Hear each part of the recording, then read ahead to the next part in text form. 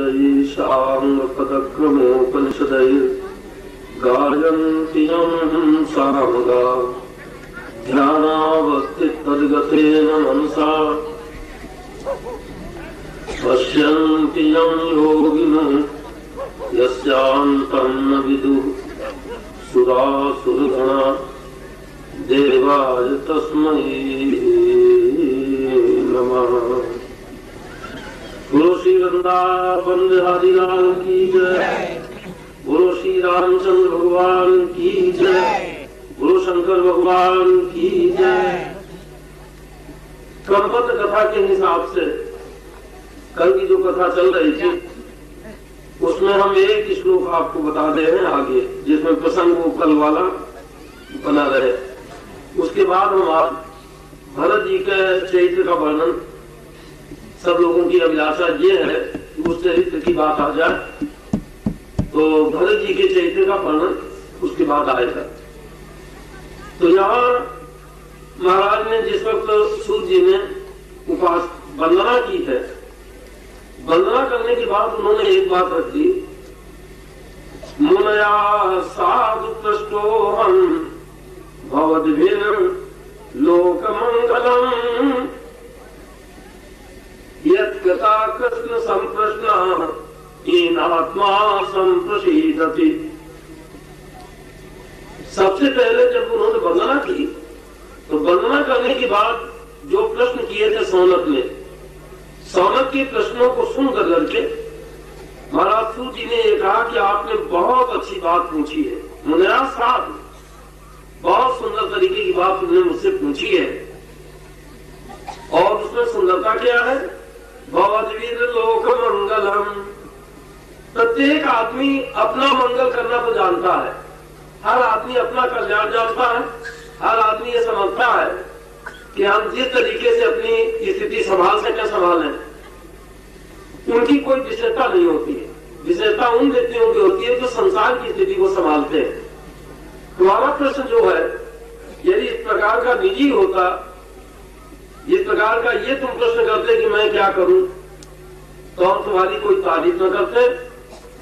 अच्छाई तुमने इस तरीके की की है कि संसार का कल्याण हो, इस प्रकार के तुमने प्रश्न किए, बहुत अच्छा पूछा। और उसके अंदर एक सीधी बात क्या है, यत्कथा कृष्ण संप्रश्न। सांसारिक स्थितियों में परामर्श लेना या सांसारिक स्थितियों में समय खर्च करना, ये शास्त्रीय आधार से उचित नहीं माना गया। सज्जन व्यक्ति जहाँ बैठे हो, संगा जहाँ सज्जनों का हो, वहां पर भगवत संबंधी बात ही सबसे बड़ी अच्छी होती है।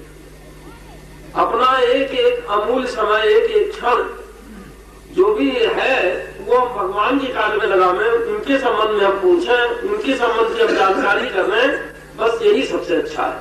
तो तुमने जो प्रश्न किया है वो ऐसे किए हैं जिससे संसार का कल्याण हो, ऐसे भगवान कृष्ण जी के संबंध में पूछ डाला है, बहुत अच्छा तुमने किया। एन आत्मा सुप्रसीदति, जिसके द्वारा साक्षात ब्रह्म को भी बड़ी शांति मिलती है। जब वो अपनी कथा की स्थिति को सुनते हैं तो पूर्ण शांति उनको मिलती है। ये हमने कल भी आपको थोड़ी सी बात बताई थी। सबसे बड़ी बात, सबसे बड़ा धर्म क्या है? सवै पुंसां परो धर्म। सबसे बड़ा श्रेष्ठ धर्म क्या मानना चाहिए? देखिए, धर्म से तत्व नियतम गुहायाम, ये बताया गया है कि धर्म का तत्व जो है वो तो एक गुफा में छिपा है, गुफा के अंदर छिपा है। ढूंढो वो धर्म का तत्व कहाँ है। धर्म और धर्म का तत्व, तो पहली बात तो हो गई धर्म।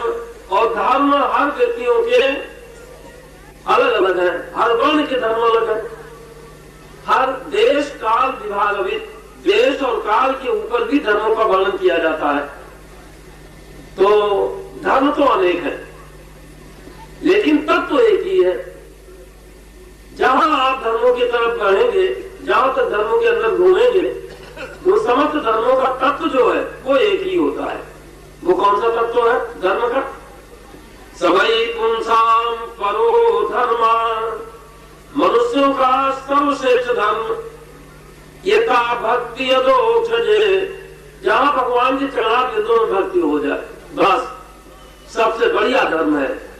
यदि भगवान के चरणारविंदों में धर्म भक्ति न हो पाई तो जितने भी तुमने धर्म किए हैं वो सब बेकार। जहां जाना है उस जगह पर तो है नहीं। आप कोई आदमी कानपुर जा रहा है, रास्ता बिल्कुल विपरीत चल रहा है, क्या लाभ होगा उसे? तो उस सबसे बड़ी बात यह है, यथा भक्ति अदोक्षजे, भगवान के चरणारविंदों में जिन तरीकों से भी भक्ति हो जाए वही धर्म है, जिन तरीकों से हो जाए। यदि हमें ईंट पूजने से भी भगवान मिलते हो तो हमारे लिए वो धर्म बहुत अच्छा है। मंदिर में पूजा करने से हमें भगवान नहीं मिलते हैं तो मंदिर की पूजा करना धर्म नहीं रहा, ईंट का पूजा करना ही धर्म हो गया, जिससे हमें भगवान मिल जाए। लक्ष्य है हमारा भगवान के चरणारविंदों में जाना। जिस तरीके से हमारी प्रवृत्ति बढ़ जाए, सवई पुंसाम पराधर्मा, वही मनुष्यों के लिए सर्वश्रेष्ठ धर्म है। इससे बढ़िया कोई और धर्म नहीं। भगवान के चरणारविंदों प्रीति हो जाना। तो और वो हो कैसी भक्ति? अब एक ये भी अंतर है, प्रेम करने वाले प्रेम तो करते हैं, लेकिन कुछ प्रेम किसी तरीके से करते हैं, कोई को प्रेम किसी तरीके से करता है। जैसे घरों में ही है, अपने घरों में भी प्रेम की स्थितियां अलग अलग हैं। लड़के से कोई प्रेम है, बिटिया से कोई प्रेम है, बहू से कोई प्रेम है, स्त्री से कैसा प्रेम है, अलग अलग सब प्रेमों का वर्णन है। तो भगवान से जो यदि हम प्रेम करें, और धर्म ये हुआ कि भगवान के चरणारविंदों में प्रीति हो जाए, धर्म ये हुआ। अब वो जो प्रीति हो वो किस तरीके की हो? एक आदमी एक दूसरे के साथ में बैठता है, प्रीति तो है, लेकिन किस तरीके की है ये भिन्नता हो जाएगी। तो हमें भगवान के पास यदि प्रीति करना है तो कौन सी तरीके की हो? अहै तो क्यों प्रतिहता, अहै तो की अप्रतिहता, हेतु रहित अनुराग नाम पर, बस इससे बढ़िया कोई नहीं है। प्रेम भी हो हमारा और चाहे ना उससे कुछ ना हो, बस इससे बढ़िया कोई और वो धर्म नहीं। प्रेम हम नित्य करें उसका, और जब वो मांगे, जब कुछ कह दे कि भैया कुछ नहीं हमें कुछ नहीं चाहना, हम तो केवल इन चरणों को चाहते हैं, बताइए उसका असर ज्यादा पड़ेगा कि कोई आदमी प्रेम करता है रोजीना शाम को 20 रुपए का सामान ले लेता है। तो जो आदमी 20 रुपए का सामान नित्य लेता है, प्रेम करता है, उससे वो ज्यादा अच्छा प्रेम माने कि जो आदमी नित्य सेवा करता है, रोज उपासना करता है और ऐसे करता है कि बड़ी प्रसन्नता के साथ उसकी सेवा करता है, और वो देना चाहता है सब कुछ और वो लेता नहीं है कुछ। वो तो ये कहता है इन चरणों से हमें दूर न करो। तो प्रेम की स्थिति कौन अच्छी होगी? हेतु सहित जहां प्रेम होता है वो प्रेम नहीं है। जैसा हमारे यहाँ पर प्रेम की स्थितियां जो चल रही है घरों में, ये हेतु सहित है, प्रेम नहीं है कुछ। केवल एक प्रकार का ये कहना चाहिए कि हमारा उससे हेतु है, इसलिए हम उससे प्रेम करते हैं। प्रेम को वो स्थिति है जहाँ हेतु नहीं तो यथा भक्ति अलोचने सावई पराधर्मा, शेष धर्म वही हो गया जिससे भगवान के चरणारविंदों में पक्की प्रीत बन जाए। लेकिन वो हो कैसी? हेतु रहित, हेतु सहित नहीं। क्या करोगे हेतु लेके? प्रेम ही करना तो हेतु कितने दिनों के लिए रहना है तुम्हें? यदि अपने को रहना हो तो हेतु मान लो, बड़ा अच्छा रहेगा, तीर बैठो और मांग लो कि तुम्हें रहना है लगातार। रहने का कोई ठिकाना नहीं है, आज क्या है कल शाम को क्या होगा, कोई ठिकाना नहीं। तो हम उन अनित्य सामानों को मांगे और उसके ऊपर ये वो जान जाए ये बैठा था मेरे पास इसीलिए कि कुछ चाहता था, क्या प्रेम करेगा वो मुझसे? तो सबसे बड़ी बात है, संसार के सामान नश्वर है, ये टिकाऊ नहीं है। जो टिकाऊ नहीं है उनके लिए हम क्या उससे याचना करें? हमारा प्रेम बड़ा वजनदार हो जाएगा जबकि हम उससे कुछ चाहेंगे नहीं। तो अप्रतिहता, अप्रतिहत देखो, अहेतु की अप्रतिहत, एक होता प्रतिहत। प्रतिहत मतलब कोई कारण ऐसा बन गया, वो चाहता था कि हम इनसे 5 रुपया कमाऊंगा। हम मिसाल देखिए, आप कोई आदमी ये निर्णय कर लिया है कि हम 5 पैसे 5 रुपए तक इनसे नहीं लेंगे, 5 पैसे भी नहीं लेंगे, ये निर्णय किया। लेकिन ऐसी मुसीबत में आ गया जिस मुसीबत में उसको ये जान पड़ा यदि हम नहीं लेते हैं तो बड़ी स्थिति बिगड़ जाएगी। तो उनके पास जाता है, कहता भैया 5 रुपए हमें दीजिए। आजकल कौन सी बड़ी बात, आप जो चाहे ले जाए। क्या हो गया, प्रतिहत हो गई वो भावना, उसकी भावना जो थी वो प्रतिहत हो गई, कारण उसके ऊपर ऐसी आपत्तियां आई, जिन आपत्तियों को प्रतिहत हो गया। जब सिद्धांत क्या होना चाहिए था, आपत्ति आ जाए, मर जाए, कुछ भी हो जाए, मुझे नहीं लेना है, नहीं लेना है। ऐसी भगवान के साथ 4 दिनों की प्रीति हो, हेतु रहित, कोई आपत्ति आ जाए, लेकिन फिर भी आपत्तियों में आने मरने का भी समय आ जाए, नहीं उससे चाहना है कि तुम हमें ले लो अपनी गोदी में और हमें संसार से पार कर दो, कोई जरूरत नहीं। जहां हम तुम्हारा प्यार करते हैं, हमें जहां जाना होगा हम जाएंगे, जो आपत्तियां होंगी सारी आपत्तियां झेल लेंगे, तुम्हारी कोई इस बात की जरूरत नहीं है कि हम तुमसे कुछ चाहें।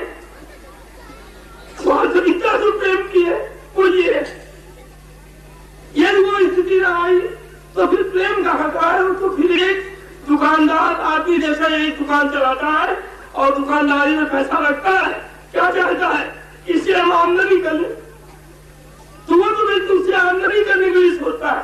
प्रेम कहाँ रहा, प्रेम वही है जहां हमसे उससे कोई सामान न चाहना हो और उसके बिना एक सेकेंड भी रुकना न हो, बस वो प्रेम की स्थिति है। अहेतुक्य प्रतिहता, अप्रतिहत प्रेम हो, कोई भी आपत्तियां आ जाए, कैसी भी स्थितियां बन जाए, यात्रा कतई न उससे हो, ऐसा ही प्रेम है। सवई पुंसाम परा धर्मा, इससे बढ़िया कोई धर्म नहीं, सारे धर्मों की एक जड़ यही है। तो क्या होगा इससे, यह आत्मा अपसीदत थी, भीतर कौन बैठा है, जो भीतर बैठा है वही वो है। प्रसीदत वो आनंद उसको मिलेगा कि अपना ही स्वरूप आपको मानेगा, भिन्नता हवाई नहीं है कुछ, उसमें कोई भिन्नता नहीं होती है। जहां वो एक स्वरूप हो गया तो भिन्नता ही नहीं, और क्या चाहना। बस वही पुरुषाम परा धर्म, इसमें कोई संदेह नहीं, इससे बढ़िया कोई धर्म नहीं। अब इसी बात को लेकर के हम आपको थोड़ा सा बता रहे हैं। महाराज भरत जी का क्या अर्थ था, आए तो क्या प्रतिहता, हेतु रहित अनुराग अंतर, दिलाइए आप उसको। भरत जी की बात केवल इसी पे है, कितनी कितनी आपत्तियां हुई आज कथा में हम आपको बता रहे हैं, और इतनी बड़ी आपत्तियां आते हुए भी अप्रतिहत वृत्ति रहा।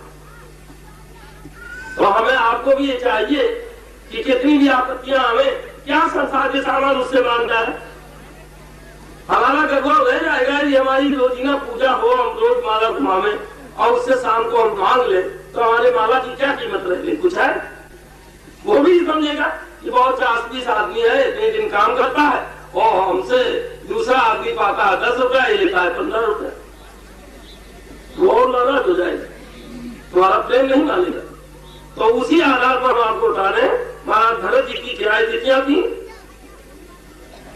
केवल इस बात को लीजिए आप।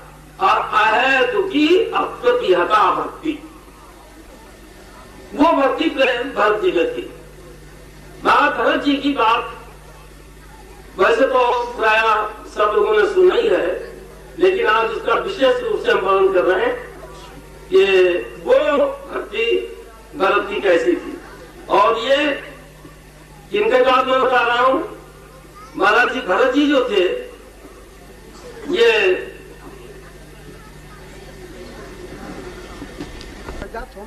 अप्रतिहता भक्ति भरत जी की कैसे रही। ये भरत जी जो थे ये क्षत्रिय कुमार थे, और यदि आप देखिए कि इतनी बड़ी रास्ता पे चल जाना, ये कंटक की रास्ता है, कठोर कंटक, बड़े बड़े कांटों वाली जगह है ये, यहाँ कांटे हैं, फूल नहीं है। ये हमारी आपकी भ्रांति है कि संसार में फूलों पे हम चलते हैं, यहाँ सब कांटे बिछे, कांटों के ऊपर पैर जाता है, देखने में मालूम पड़ते हैं सब अच्छाइयां, लेकिन वैसे ऐसे कांटे लगते हैं जो जीवन में नहीं निकलते। तो यहाँ सुख क्या है, उसमें जो महान व्यक्ति होते हैं वो अपने को बिल्कुल मोड़ लेते हैं। महाराज भरत जी के पिता का क्या नाम था, भरत जी जिनके पुत्र हैं इनका नाम था ऋषभदेव जी। ऋषभदेव जी जो थे ये भगवान का साक्षात्कार अवतार, महाराज का ऋषभ देव जी का हुआ है। ये साक्षात अवतार महाराज का था, भगवान का।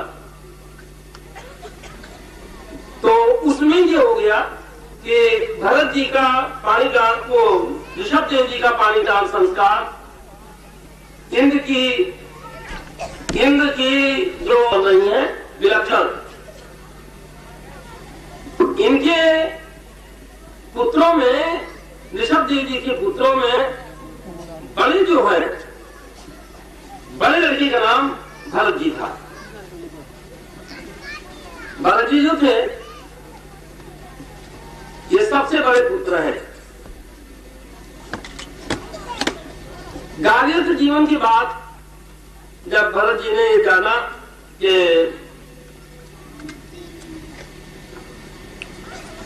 मन में विचार आया भरत जी के कि अब हमारा गार्हस्थ जीवन का कार्य चल चुका है, ठीक हो गया है, तो भरतस्तु महाभागवता, महान भागवत, अद्वितीय भगवत भक्तों में श्रेष्ठ महाराज, अवनतल परिपालना, पृथ्वी का पालन उन्होंने किया, राज्य शासन किया, और राज्य शासन करते हुए पंचजनी विश्वरूप की एक कन्या थी, विश्वरूप की कन्या के साथ में भरत जी का विवाह इन तरीकों से हुआ। ये विश्वरूप की कन्या में इनके 5 पुत्र पैदा हुए थे भरत जी के, बहुत ध्यान रखें आप, 5 पुत्र थे। यह है कौन? ऋषभ देव जी के पुत्र। अब उन 5 पुत्रों में सुमति, राजव्रत, सुदर्शन, आवरण, धूम्रकेत, इस प्रकार के ये 5 पुत्र भरत जी के हुए। सा बहुवित महीपति पितृ पितामह, जैसे कि उनके पिता बाबा जिन प्रकार से राज्य सत्ता के कार्य किए हैं, ठीक उसी प्रकार से समस्त राज्य सत्ता का कार्य भरत जी ने उसी प्रकार से चलाया। स्वैसे कर्म वर्तमान प्रजा का कार्य क्या है, राजा का कार्य क्या है? राजा का सबसे पहला कार्य है अपने अपने कार्यों पर, जो जिसका जैसा कार्य है उस कार्य पर ही वो व्यक्ति रहे, राजा का सबसे पहला लक्ष्य है। ऐसे महाराज भरत जी ने स्व कर्म वर्तमान प्रजा, स्वधर्म अनुवर्तमान, व्यक्ति अपने धर्म का सब पालन करने वाले थे प्रजा में, और सारी प्रजा अपने अपने कर्मों पर थी। महाराज के हृदय में विचार पैदा हुआ कि सारा कार्य हमने थोड़ी संभाल लिया है, यहाँ का कार्य अब हमें जाना चाहिए। तो महाराज के हृदय में विचार पैदा हुआ, इन्होंने अपने पुत्र को राजगद्दी दे दी। भरत जी ने पुत्र को राजगद्दी देने के बाद ये वहां से उपासना करने के लिए चले आए। राज सत्ता के समय में ये जब जाते थे राज सत्ता में बाहर, तो मुलय जी का एक आश्रम था, बड़ा अच्छा था, और वो गंडकी नदी की बिल्कुल समीप पर था, लगा हुआ बिल्कुल। तो ऐसी कुछ भ्रांति इनके मन में हो गई थी पहले ही कि हम राज सत्ता के हटने के बाद इसी आश्रम पे आकर करके हम अपना कार्य चतुर्थ अवस्था वाला यही व्यतीत करूंगा। ये मन में भावना भरत जी की हो गई थी।